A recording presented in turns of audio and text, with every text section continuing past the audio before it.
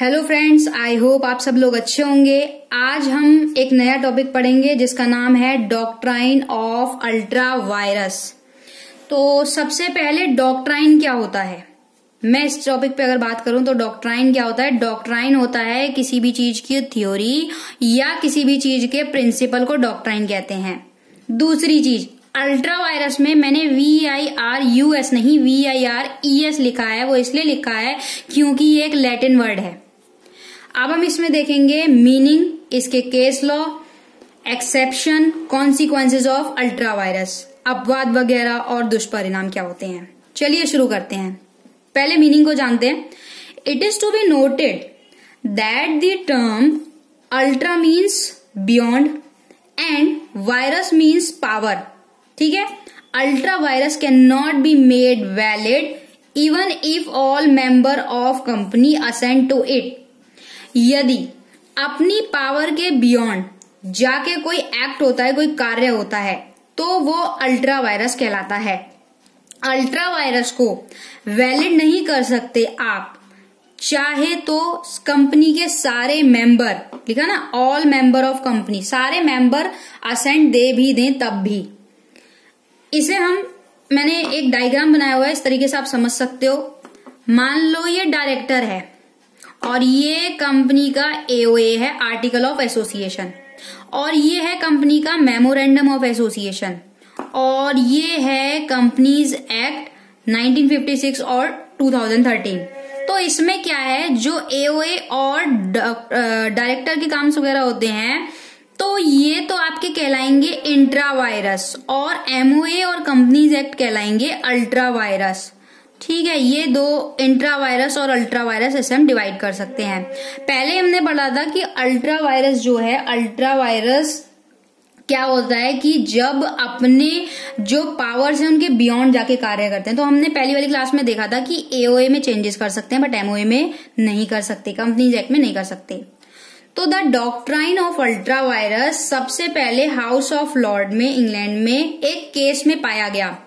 Case में कैसे इस पर डिसीजन दिया गया, केस था Ashbury railway carriage and iron company versus Riche, 1875 का ये केस है। इस केस में क्या हुआ कि एशबरी रेलवे जो कंपनी थी वो क्या करती थी, उसका बिजनेस था हर प्रकार के रेलवे के पार्ट्स वगैरह, डिब्बे वगैरह, मशीनरी वगैरह बनाना।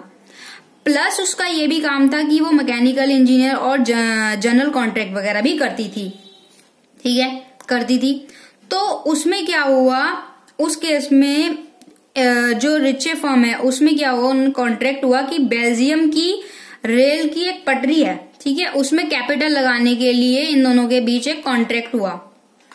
अब एशबरी ने क्या किया, ये एशबरी जो कंपनी है उसके लिए अल्ट्रा वायरस था। उसके मेमोरेंडम को अगर देखें तो उसके मेमोरेंडम में वो इस तरीके का काम नहीं कर सकता था।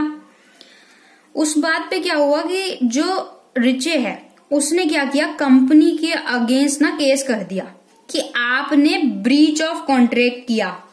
ठीक है, तो कंपनी ने यहाँ पे देखा कि कंपनी ने देखा कि भाई ये तो मेरे मेमोरेंडम ऑफ एसोसिएशन के अगेंस्ट है।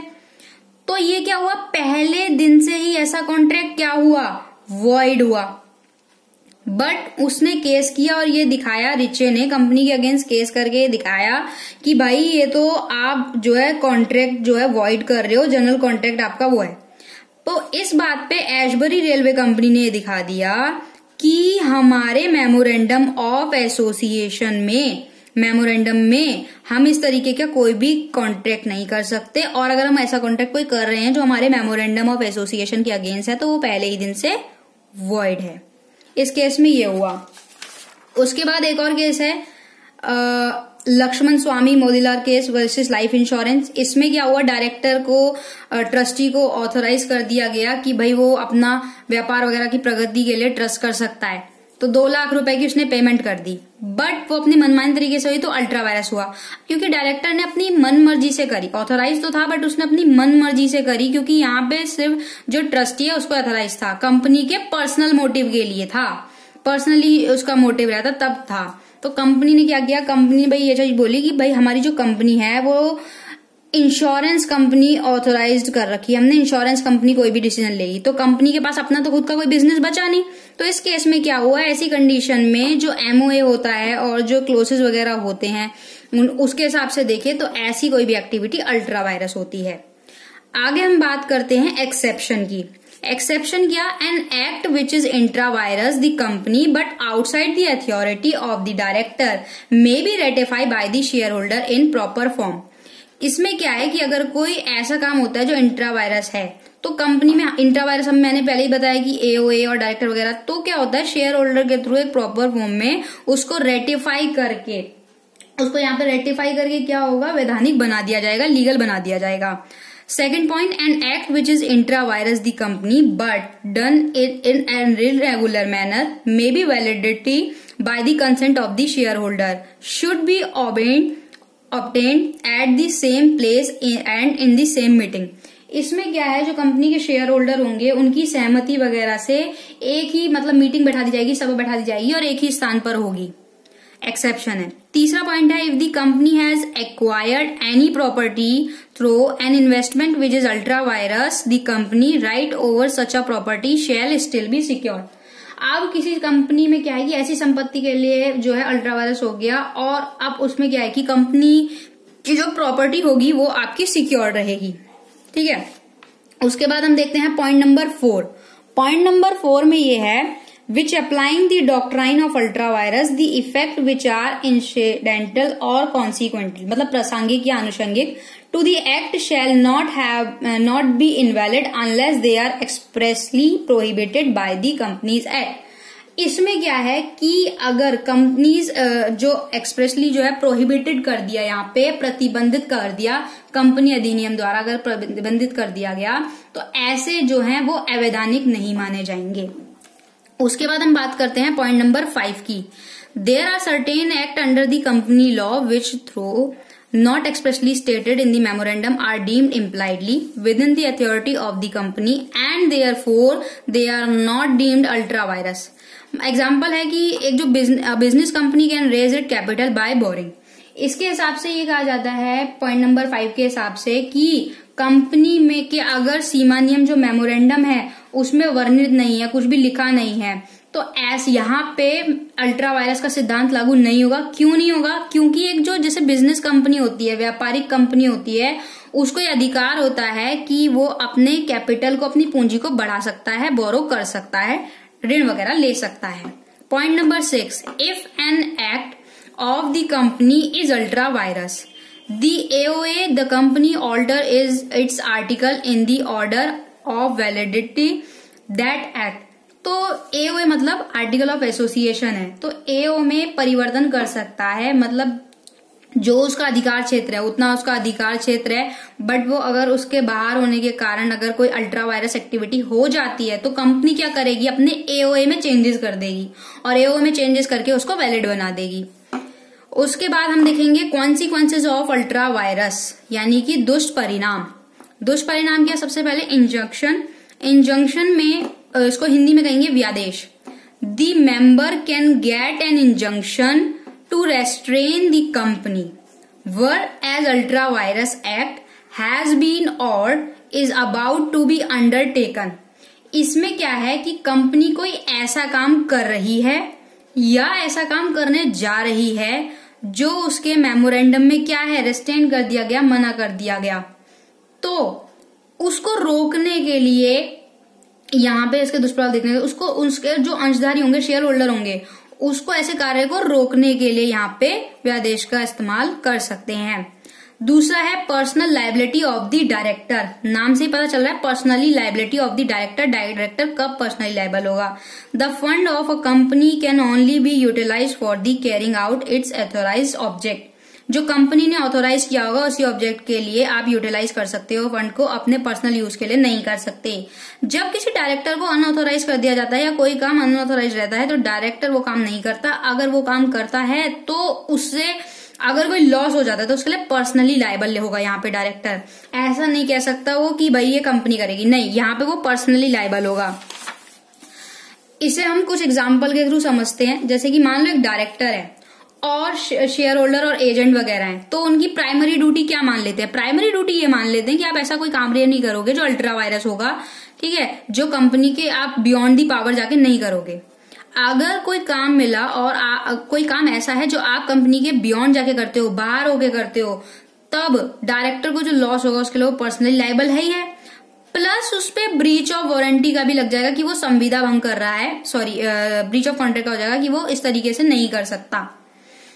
अगर वो करता है तो वो पर्सनली लायबल है। जैसे मान लो एक कंपनी है, कंपनी में क्या हुआ, कंपनी में ना डेप्थ जो डेप्चर वगैरह ऋण वगैरह है एमओए में मना है, पहली कंडीशन मना है, या क्या है और क्या हो गया, एमओए में एक लिमिटेड बता दिया कि भाई आप इतना 500 तक, एक एवरेज ले लेते हैं, एग्जांपल है ये, 500 पाउंड तक ले सकते हो। बट क्या कर रहे हो आप या तो दो चीजें कर रहे हो आप, या पहली बात तो जब मना है फिर ले रहे हो, या एक लिमिटेड है तो लिमिटेड जो लिखा हुआ है उससे ज्यादा ले रहे हो। आपके मेमोरेंडम में मान लो 500 पाउंड लिखा और आप उससे ज्यादा ले रहे हो तो वो अल्ट्रा वायरस होगा। और ऐसा अल्ट्रा वायरस क्या होगा, पहले उससे ही वॉइड होगा, तो जो उसका कंपनसेशन वगैरह होना होगा वो डायरेक्टर को ही देना होगा। डायरेक्टर यहाँ पे पर्सनली लायबल है। इसके लिए केस है वीक्स वर्सेस प्रॉपर्ट, 1873 का ये केस है। इसमें क्या हुआ, एक रेलवे कंपनी थी, रेलवे कंपनी ने अपना जो है एडवर्टाइजमेंट निकाला न्यूज़पेपर में पब्लिक के लिए, ताकि पब्लिक को ऋण वगैरह जारी कर सके, ठीक है। अब उसने जारी किया, अब वहां पे उसको क्या था कि उसको ये ऑथराइज दे दिया कि आप जारी तो कर सकते हो लेकिन 500 से ज्यादा नहीं कर सकते। अब उसने 500 से ज्यादा कर दिया, तो डायरेक्टर ने यहाँ पे क्या चीज की, डायरेक्टर ने यहाँ पर जितना उसको अधिकृत किया गया था, जितना उसको कहा गया था, उसने उससे ज्यादा लिया। तो उससे ज्यादा लिया तो वहां पे भाई आप पर्सनली लेवल पे लायबल रहोगे। तीसरे पॉइंट की बात करते हैं, liability for the breach of warranty. इसको हिंदी में हम कहेंगे अधिकारातीत संविदाओं के लिए दायित्व। The director being the agent of the company, बिल्कुल सही बात है, जो डायरेक्टर है उनको कंपनी का एजेंट ही तो मानते हैं एक तरीके से।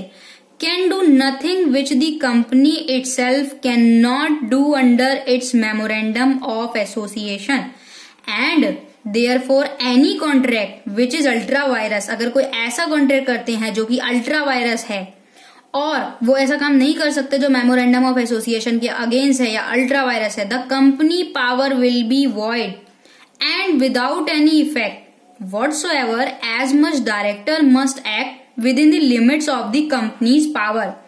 If they do not, they would be held personally liable for breach of warranty. यहाँ पे डायरेक्टर हो या कंपनी का कोई भी ऐसा मेंबर हो जो इस तरीके की कोई भी एक्टिविटी करता है जो उसे पावर नहीं है बट वो अपनी पावर के बियॉन्ड जाके कर रहा है, वो कोई ऐसा कार्य करता है तो वहां पे क्या है, वो पर्सनली तौर पे लायबल है। क्योंकि क्या मेमोरेंडम जो कंपनी का सीमा नियम है वहां पे वो ऑथोराइज नहीं है, बट ऑथोराइज नहीं है फिर भी वो ये चीज कर रहा है तो ये चीज वो गलत कर रहा है, उसे ये करने के लिए वो नहीं है। इस बात पे जो न्यायमूर्ति ग्रे हैं, जस्टिस ग्रे हैं, उन्होंने ये कहा कि कंपनी के जो एमओए है, कंपनी के जो सीमा नियम है, यदि उसके बारे में, पहली बात तो ये कि अगर आप किसी कंपनी से कॉन्ट्रैक्ट करने जा रहे हो या व्यवहार करने जा रहे हो तो आप उसके एओए को रीड करोगे, एमओए को रीड करोगे, क्योंकि जब कंपनी रजिस्टर होती है ये दो बेसिक जो आपका मतलब एक तरीके से इंपॉर्टेंट डॉक्यूमेंट रहते हैं सबमिट कराते हैं, तो सबसे पहले ये पब्लिक के लिए सबमिट होते हैं। क्यों? पब्लिक रीड कर सके। तो ये मान लिया जाता है कि आपने रीड किया है, आपने पढ़ा है, आपने जाना है, उसके बाद आपने कॉन्ट्रैक्ट किया है, बट फिर भी कोई ऐसा काम आप कर रहे हो, हालांकि अगर देखा जाए तो ये कंपनी के अगेंस्ट रहता है अल्ट्रा वायरस और पब्लिक के इंटरेस्ट के रहता है, पर फिर भी अगर आप कोई चीज कर रहे हो तो सबसे पहले आपकी भी ये ड्यूटी बनती है कि आप पूरी तरीके से पढ़ो, और कंपनी मान लेती है आपने पढ़ा होगा, पर फिर भी अगर कोई ऐसा कार्य रहता है तो ये पब्लिक के इंटरेस्ट में जाता है और कंपनी के अगेंस्ट में जाता है। उसके बाद फोर्थ पॉइंट है liability for ultra vires act under law of torts. Line से हम समझ रहे हैं कि अपकृत्य और टॉर्ट्स की बात हो रही है। There is a no certainty as to the extent to which a company may be held liable for damage resulting out from its ultra virus act, but यहाँ पे but the law as it stands today make a company liable in tort if it is show. दो चीजें show करनी होती है। पहले क्या था कि आप जो डैमेज रिजल्टिंग होगा और अल्ट्रा वायरस एक्ट होगा उसके लिए वहां पे कंपनी का जो है लाइबल वहां पे रहेगा। तो अब क्या करना पड़ेगा, आपको दो चीजें दिखानी होंगी। पहला तो ये the activity in the case of which the alleged to tort has been committed falls within the ambit of memorandum of company. Company का जो मेमोरेंडम है उसके बियॉन्ड जाके वो कार्य हुआ है, जो टॉर्ट हुआ है उसके बियॉन्ड जाके हुआ है, जिससे आपको क्षति हुई है। दूसरा ये आपको ये प्रूफ करना होगा कि जो टॉर्ट हुआ, अपकृत्य आपके साथ हुआ, वो कंपनी के सर्वेंट या एजेंट के थ्रू हुआ और वो उस टाइम पे क्या था, नियोजक काल में था, अपने एम्प्लॉयमेंट था। The tort was committed by the servant with in the scope of his employment. उस टाइम पे ये हुआ था। तो हमने देखा कि मीनिंग क्या है अल्ट्रा वायरस का, हमने फिर केस भी देखे एंड थर्ड वन इज हमने एक्सेप्शन देखे और कॉन्सिक्वेंसेस देखे, मतलब इसके दुष्प्रभाव देखे। तो आई होप आपको डॉक्ट्राइन ऑफ अल्ट्रा वायरस समझ में आया होगा। थैंक यू सो मच, आपने वीडियो पूरी देखी और इस चैनल को लाइक कीजिए, शेयर कीजिए और सब्सक्राइब कीजिए। और अगर आप लोग चाहते हो कि डिफरेंट टॉपिक पे या और भी अदर जो भी टॉपिक आपके माइंड में आ रहे हैं उनसे रिलेटेड मैं वीडियो बनाऊं, तो आप मेरे को कमेंट सेक्शन में लिख सकते हैं। Thank you so much.